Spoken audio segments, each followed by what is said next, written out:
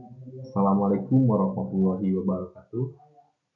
Sebelumnya izin memperkenalkan diri, nama saya Prayoga Setiawan dengan nomor NPM 227002024. Kali ini saya akan membuat video presentasi materi yang telah saya pelajari pada mata kuliah Teknik Tegangan Tinggi pada pertemuan awal sampai dengan pertemuan ketujuh. Sebelumnya saya akan menjelaskan sedikit tentang tegangan tinggi. Sebenarnya tegangan tinggi itu banyak dapat kita jumpai pada berbagai bidang teknik. Misalkan penggunaan tegangan tinggi dalam keseharian dapat kita lihat pada bidang kedokteran dengan peralatan röntgen, lalu pada peralatan kantor, misalkan mesin fotokopi, lalu pada peralatan industri, yakni penggunaan filter listrik atau umumnya dikenal dengan electrical precipitator, lalu pengecatan bubuk atau powder coating, dan sebagainya. Akan tetapi, penggunaan yang paling banyak adalah pada penyaluran atau distribusi tenaga listrik. Apalagi setelah penemuan prinsip elektrodinamik, penggunaan tegangan tinggi pada penyaluran energi listrik atau distribusi jarak jauh, itu tuh perkembangannya sangat pesat. Lalu di sini di bagian ini ada klasifikasi tegangan tinggi. Klasifikasi tegangan tinggi secara umum itu jika dihubungkan dengan sistem transmisi atau International Electrical Commission atau IEC, yang dimaksud dengan tegangan tinggi adalah tegangan yang lebih besar dari 1000 volt. Kalau misalkan AC, tegangan AC, dan lebih besar dari 1200 volt, misalkan tegangan DC. Lalu mungkin secara khusus klasifikasi tegangan tinggi itu bisa kita lihat ada tegangan rendah atau low voltage, lalu ada tegangan menengah medium voltage, tegangan tinggi high voltage, lalu keempat tegangan ekstra tinggi extra high voltage, dan yang kelima itu tegangan ultra tinggi atau ultra high voltage. Lalu berikutnya ada klasifikasi tegangan tinggi, tegangan normal yang di Eropa dan Amerika. Yang pertama tuh ada low voltage, itu berkisar antara 0 volt sampai 1000 volt. Lalu berikutnya ada medium volt, berkisar antara 2,4 kV sampai dengan 69.000 atau 69 kV. Lalu ada high voltage, itu berkisar antara 110 kV sampai dengan 230.000 volt. Lalu ada extra high voltage, berkisar antara 275 kV sampai dengan 765 kV.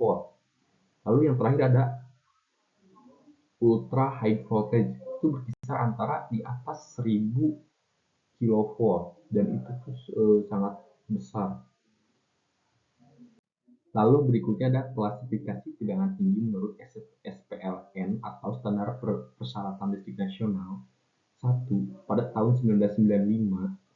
Nah, menurut SPLN, klasifikasi tegangan tinggi nasional itu ada 4. Yang pertama itu ada low voltage, yang tegangannya itu berkisar 280 atau 380 volt. Lalu berikutnya ada medium volt, itu berkisar antara 6,6 kV sampai dengan 70 kV. Lalu berikutnya ada high voltage, itu tegangannya berkisar antara 150 kV sampai 275 kV. Dan terakhir itu atau yang keempat itu ada extra high voltage, itu berkisar tegangannya di atas atau lebih dari 500 kV. Selanjutnya ada pembangkit tegangan tinggi. Pembangkit tegangan tinggi terbagi menjadi 2, tegangan AC, tegangan DC, dan tegangan impuls. Selanjutnya ada pembangkit tegangan AC.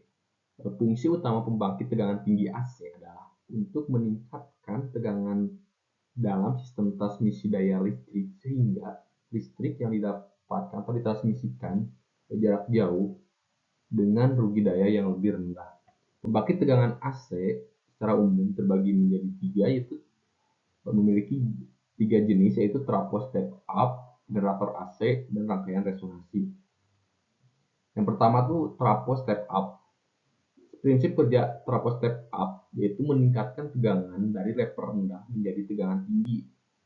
Ini adalah metode yang paling umum digunakan dalam pembangkit listrik dan sistem transmisi.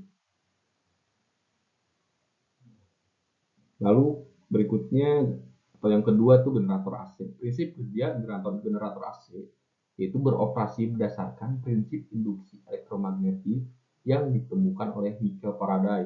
Nah, saat konduktor seperti kawat bergerak dalam medan magnet, arus listrik diinduksikan dalam konduktor tersebut. Lalu berikutnya ada rangkaian resonansi. Nah, rangkaian resonansi prinsip kerjanya itu terjadi ketika impedansi total rangkaian menjadi minimum dan arus maksimum mengalir pada frekuensi tertentu dalam rangkaian RLC atau resistor, induktor, dan kapasitor. Lalu selanjutnya ada pembangkit tegangan DC. Nah, fungsi utama pembangkit tegangan DC adalah untuk menghasilkan tegangan DC yang sangat tinggi untuk berbagai aplikasi seperti transmisi, daya jarak jauh menggunakan teknologi HVDC atau High Voltage Direct Current. Nah, pengujian peralatan listrik berbasis DC serta dalam penelitian ilmiah seperti akselerator partikel dan generator elektrostatik. Nah, pembangkit tegangan DC umumnya memiliki tiga jenis, yaitu rectifier penyiar AC ke DC, yang kedua rangkaian voltage multiplier, yang ketiga generator Van de Graaff. Yang pertama tuh rectifier penyiar AC ke DC. Prinsip kerjanya yaitu berfungsi dengan cara memanfaatkan sifat dioda yang hanya mengizinkan arus mengalir dalam satu arah. Ketika arus AC diterapkan ke dioda akan menghalangi arus dalam satu fase dan mengalir, sehingga hanya separuh gelombang yang dapat melewati tegangan yang mengubah AC menjadi DC. Lalu berikutnya rangkaian voltage multiplier. Prinsip kerjanya umumnya menggunakan komponen dioda dan kapasitor untuk mengalihkan tegangan DC. Ketika arus mengalir melalui rangkaian, dioda hanya mengizinkan arus mengalir dalam satu arah, dan kapasitor untuk mengalihkan tegangan DC. Ketika arus mengalir melalui rangkaian, dioda hanya mengizinkan arus mengalir dalam satu arah, dan kapasitor menyimpan energi listrik. Dengan cara ini, rangkaian dapat menghasilkan tegangan output yang lebih tinggi dari tegangan input. Lalu berikutnya pembangkit tegangan DC generator Van de Graaff. Nah, yaitu beroperasi berdasarkan prinsip pengumpulan muatan listrik menggunakan mekanisme pengangkut muatan. Yang pertama mekanisme pengangkut muatan yaitu generator terdiri dari sabuk konduktif yang bergerak secara vertikal di dalam alat. Ketika sabuk ini bergerak, muatan listrik umumnya negatif dikumpulkan dari sumber muatan seperti plat yang terhubung dengan sabuk. Lalu berikutnya ada pengumpulan muatan. Ketika sabuk berputar, muatan yang terakumulasi pada sabuk dipindahkan ke bola logam dan puncak generator. Proses ini mengumpulkan muatan pada bola tersebut sehingga menciptakan tegangan tinggi. Lalu pembuangan muatan. Nah, ketika tegangan mencapai tingkat tertentu, muatan dapat dilepaskan ke perangkat lain untuk melakukan eksperimen atau aplikasi lainnya. Oke, selanjutnya pengukuran tegangan tinggi. Nah, pengukuran tegangan tinggi ada tiga jenis secara umumnya. Yang pertama itu metode skala bola standar, yang kedua metode pembangkit tegangan resistif, yang ketiga metode pembangkit tegangan kapasitif. Kita bahas terlebih dahulu yang pertama metode skala bola standar. Nah, metode ini prinsipnya berdasarkan pada bahwa ketika tegangan diterapkan pada bola konduktif, arus akan mengalir di antara keduanya. Jika tegangan mencapai nilai tertentu, Lalu tegangan di antara dua bola akan meningkat. Terdapat batasan tertentu di mana terjadinya loncatan busur discharge antara bola tersebut. Lalu berikutnya ada metode pembangkit tegangan resistif. Nah, di sini penggunaan resistor digunakan. Jadi ketika kita melibatkan penggunaan resistor sebagai elemen utama untuk menghasilkan tegangan, ketika arus listrik mengalir melalui resistor, tegangan yang dihasilkan berdasarkan hukum Ohm, yaitu I sama dengan V sama dengan I kali R, di mana V sebagai tegangan, I sebagai arus, dan R sebagai resistansi. Lalu pembagian tegangan dalam rangkaian dapat digunakan beberapa resistor yang dihubungkan dalam konfigurasi pembagi tegangan untuk menghasilkan nilai tegangan tertentu yang diinginkan. Lalu selanjutnya metode pembangkit tegangan kapasitif. Prinsip kerjanya yaitu menggunakan kapasitor untuk menyimpan dan mengatur muatan listrik. Ketika dihubungkan ke sumber tegangan tinggi, kapasitor dapat mengumpulkan muatan yang kemudian digunakan untuk mengukur tegangan tinggi dengan aman. Lalu berikutnya adalah isolator dan tembus tiga. Nah, yang kita tahu isolator adalah bahan yang sangat buruk dalam menghantarkan arus listrik. Nah, ada 3 jenis isolator, yaitu padatan, cairan, dan gas. Nah, yang pertama tuh proses tembus pada gas. Jadi maksudnya adalah ionisasi tumbukan pada loncatan gunung api. Lalu berikutnya jenis isolator. Yang pertama gas sederhana, yang kedua gas oksida CO2 dan SO2, yang ketiga hidrokarbon, dan yang keempat tuh gas elektronegatif. Lalu faktor yang mempengaruhi tegangan tembus di gas, yang pertama itu ada jarak, yang kedua tekanan, yang ketiga itu bentuk, dan yang keempat itu partikel. Lalu berikutnya tembus di vakum. Jadi maksudnya adalah tembus listrik di vakum, yaitu fenomena atau merupakan fenomena isolator yang mengalami kerusakan dan memungkinkan mengalirnya aliran listrik. Lalu ada apa saja sih di tembus di vakum tuh? Yang pertama tuh proses tembus pada vakum.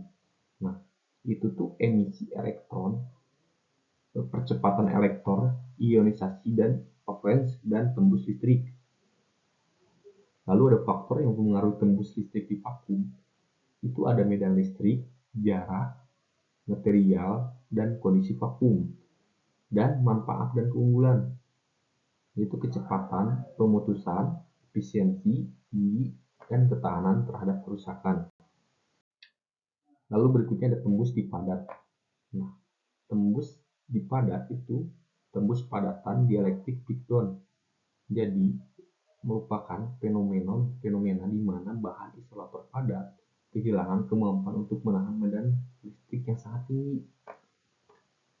Lalu ada faktor yang mempengaruhi tembus padat. Yang pertama itu kekuatan dielektrik, ketebalan isolator, suhu, kelembaban, frekuensi tinggi, dan keberadaan yang cacat. Lalu ada jenis-jenis peluhan padat.